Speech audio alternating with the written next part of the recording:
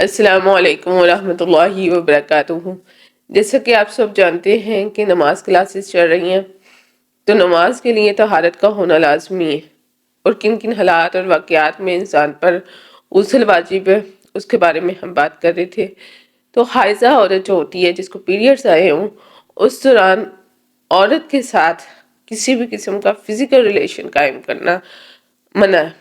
حیض کی حالت میں یعنی پیریڈز کی حالت میں عورت سے سیکشل ریلیشن قائم کرنا سخت گناہ ہے، ٹھیک، اور بہت سی بیماریوں کا سبب بنتا ہے۔ اللہ سبحانہ تعالیٰ نے فرمایا فَاعْتَزِلُوا النِّسَاءَ فِي الْمَحِيضِ، عورتوں سے حیض میں کنارہ کشی کرو، یعنی کہ کسی قسم کا سیکشل ریلیشن میاں بیوی قائم نہ کریں۔ اگر کوئی اس گناہ کو کر بیٹھے تو اسے نادم ہو کر توبہ کرنی چاہیے، جیسے کہ ترمذی میں روایت ملتی ہے اذا وقع الرجل بأهله وهي حائض فلیتصدق بنصف دینار، جو شخص بحالت حیض میں اپنی عورت سے صحبت کرے تو اسے چاہیے کہ نصف دینار خیرات کرے، یعنی ہم بستری۔ تو دینار 4.5 ماشے سونے کا ہوتا ہے، تو نصف دینار 2.25 ماشے سونے کا ہوا۔ وقت کے لحاظ سے 2.25 ماشے سونا جتنی قیمت کا ہو اتنی قیمت صدقہ کرے، یعنی کسی مستحق کو دے دے اور آئندہ کے لیے توبہ کرے۔ ترمذی میں ابن عباس رضی اللہ تعالی عنہما کی روایت میں رسول اللہ صلی اللہ علیہ وآلہ وسلم نے فرمایا جب خون سرخ ہو، یعنی منسز کا خون سرخ ہو، یعنی اگر خون سرخ کی حالت میں کوئی فزیکل ریلیشن ہسبینڈ نے وائف سے قائم کر لیا ہے تو 1 دینار خیرات کرے، اور اگر خون زرد ہو، ٹھیک ہے، یعنی اگر زرد خون کی حالت میں کوئی فزیکل ریلیشن قائم کیا ہے، ہم بستری کی ہے، جو پیریڈز کے اینڈ کے دنوں میں یہ بلڈ کا کلر ہوتا ہے، تو پھر نصف دینار صدقہ کرے۔ کیا ہم آج جانیں گے کہ مضی کے اخراج سے غسل واجب ہوتا ہے کہ نہیں؟ حضرت علی رضی اللہ تعالی عنہ بہت طاقتور جوان تھے اور آپ کو مضی کثرت سے آتی تھی۔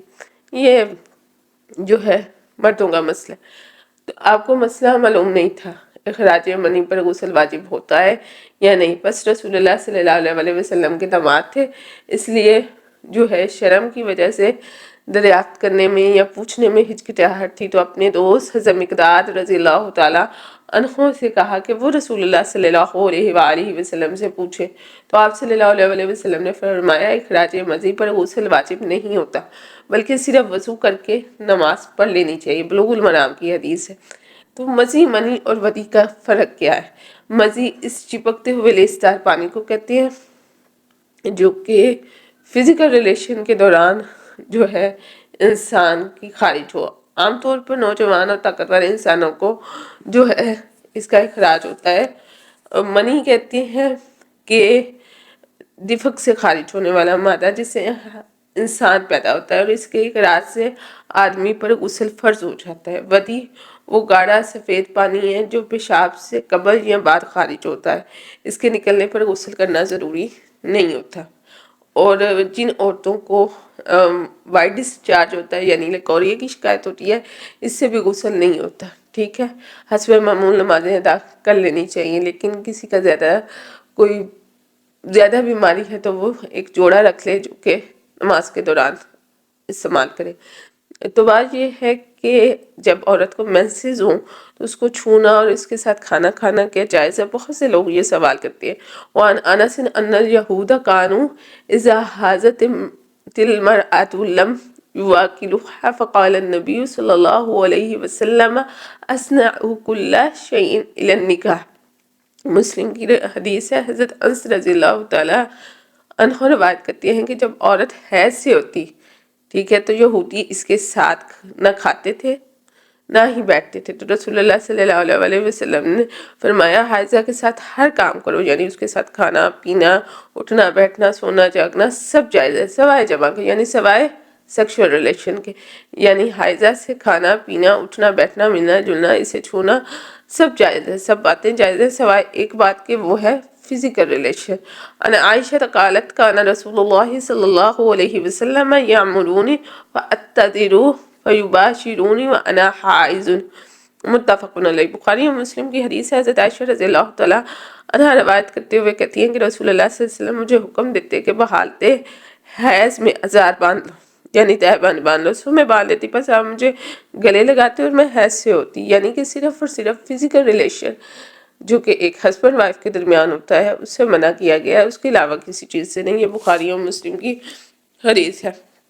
کیا حائضہ عورت یعنی کہ پیریڈز کے دوران قرآن پڑھا جا سکتا ہے یا پڑھنے کی اجازت ہے؟ ترمذی کی روایت ہے، ابن عمر رضی اللہ تعالیٰ عنہ سے روایت ہے کہ انہوں نے کہا کہ رسول اللہ صلی اللہ علیہ وسلم نے فرمایا، حیض والی عورت اور جنبی قرآن سے کچھ نہ پڑھے، ٹھیک ہے؟ لیکن یہاں پر وہ اسٹوڈنٹس جو کہ قرآن سیکھنے والے ہیں یا وہ استاد جو قرآن سکھانے والی ہیں تو وہ بغیر قرآن کو ہاتھ لگائے سیکھ بھی سکتے ہیں اور سکھا بھی سکتے ہیں، کیونکہ وہ ایک استاد اور شاگرد ہے۔ اس کے علاوہ بطور عبادت ہاتھ لگانا اور پڑھنا جائز نہیں ہے۔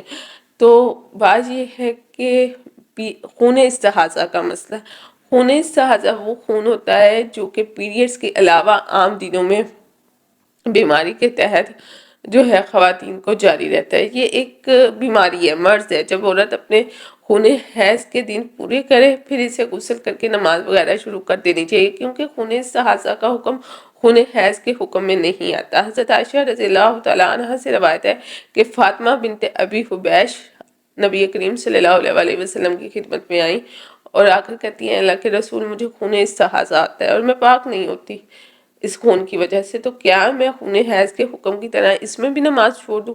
تو آپ صلی اللہ علیہ وسلم نے فرمایا نہیں، یہ خون استحاضہ ایک وین ہے، ایک رگ ہے، ٹھیک ہے، اور یہ خون حیض نہیں ہے۔ بس جب تم کو خون حیض آئے یعنی تمہارے پیریڈز کے دن سٹارٹ ہوں تو نماز چھوڑ دو، اور جس وقت خون حیض جاتا رہے یعنی پیریڈز ختم ہو جائیں، ٹھیک ہے، تو بس اپنے اس خون کو دھو لو، ٹھیک، یعنی غسل کر لو اور نماز پڑھو۔ بخاری مسلم کی روایت ہے یہ۔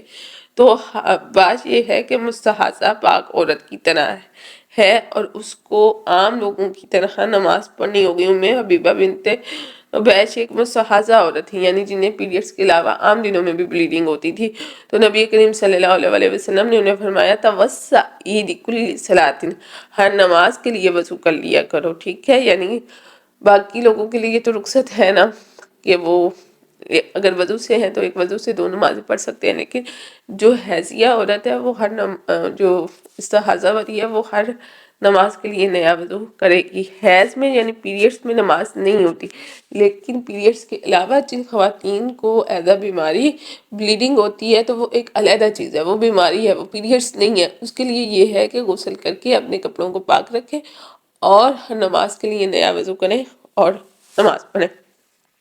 تو بات یہ ہے، حائضہ کو نماز روزے کی ممانعت ہے جسے پیریڈز ہوئے ہوں۔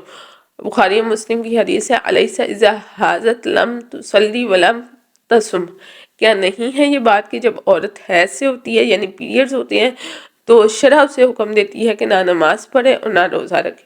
یہ ایک لمبی حدیث کا پارٹ ہے، جبکہ نبی کریم صلی اللہ علیہ وسلم نے عورتوں کو نصیحت سنا رہے تھے تو آپ نے عورتوں کو ناقص الدین فرمایا، کہا کہ تم دین میں کم ہو۔ تو عورتوں نے اپنے نقصان دین کی وجہ پوچھی تو آپ صلی اللہ علیہ وسلم نے جواب میں یہ بات ارشاد فرمائی کہ پیریڈز کے دنوں میں ان کو نماز روزہ کی ممانعت ہے۔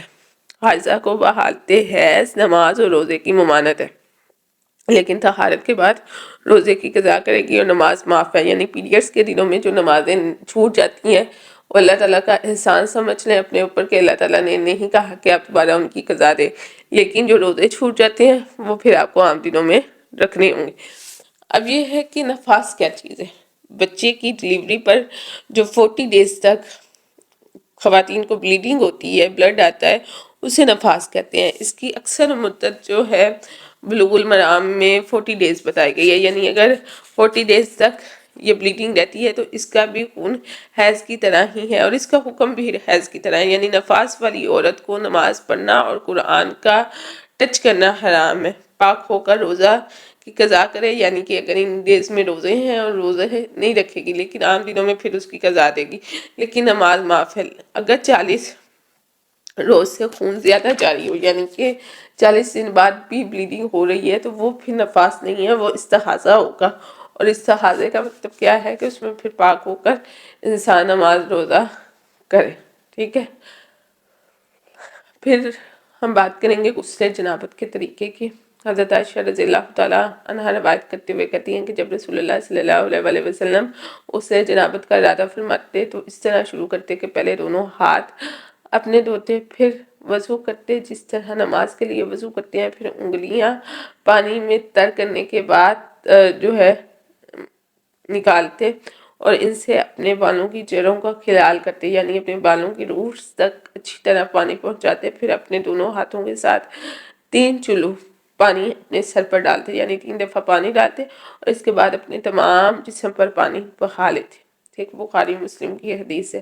حضرت عائشہ رضی اللہ تعالی عنہا ہی روایت کرتی ہیں مسواک والی نماز کے بارے میں کہ رسول اللہ صلی اللہ علیہ وسلم نے فرمایا جو نماز مسواک کر کے پڑھی جائے وہ بغیر مسواک والی نماز سے 70 درجے فضیلت میں زیادہ ہے۔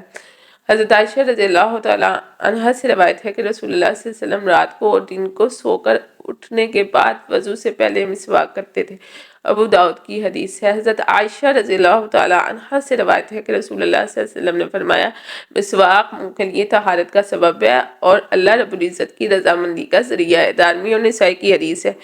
ابو امامہ رضی اللہ تعالی عنہ سے روایت ہے کہ رسول اللہ صلی اللہ علیہ وسلم نے فرمایا جب بھی میرے پاس جبریل علیہ السلام آئے تو مجھے مسواک کرنے کا سخت حکم کرتے تھے، البتہ ڈرا میں اس چیز سے کہ جو ہے اپنے جو مسورے ہیں وہ چھین نہ ڈالوں۔ رواہ احمد، اس سے احمد نے روایت کیا، یعنی اس کی وجہ سے میرے جو ہے منہ کا حصہ ہے وہ خراب نہ ہو جائے۔ مطلب یہ ہے کہ نبی کریم صلی اللہ علیہ وسلم بھی جبرائیل علیہ السلام کی تاکید پر مسواک بہت کرنے لگے تھے اور زیادہ مسواک کرنے سے منہ کے جو مسورے ہیں وہ بھی خراب ہو جاتے ہیں۔